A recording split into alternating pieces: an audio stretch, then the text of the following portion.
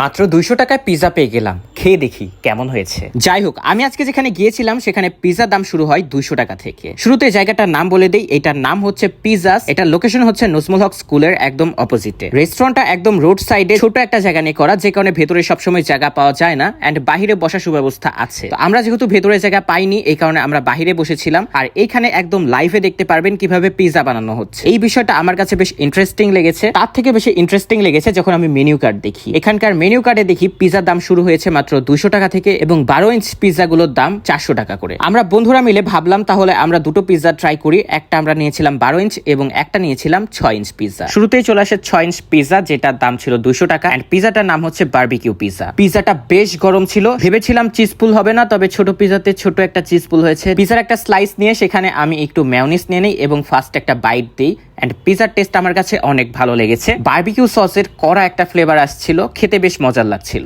শুধু আমারই ভালো লাগেনি, আমার বন্ধুদের কাছেও এই পিজাটা বেশ মজার লেগেছে। পিজাটা শেষ হতে না হতেই চলে আসলো আমাদের আরো একটা পিজা, যেটার নাম ছিল অ্যারাবিয়ান পিজা। এটার দাম ছিল 400 টাকা। এটা 12 ইঞ্চের পিজা ছিল, দেখতেই পাচ্ছেন। একটা স্লাইস নিয়ে আমি টেস্ট করলাম, এটার টেস্ট একদম ইউনিক ছিল। নর্মালি আমরা যখন পিজা গুলো ট্রাই করি সেখানে সসেস থাকে, চিকেন থাকে, এছাড়া ক্যাপসিকাম, মাশরুম এগুলোই থাকে, তাই না? তবে এখানে এক্সট্রা একটা জিনিস আমি লক্ষ্য করলাম, এখানে অনেকগুলো ধনেপাতা দেওয়া হয়েছিল, যে কারণে ধনেপাতার আলাদা একটা টেস্ট আসছিল।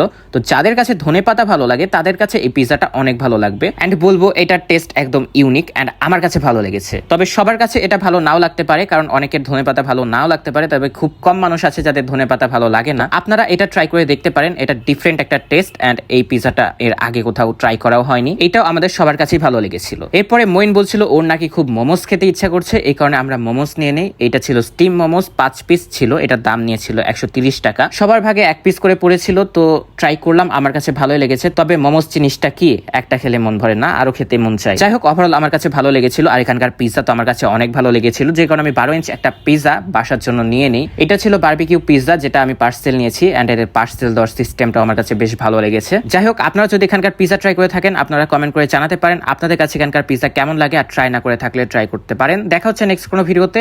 বাই।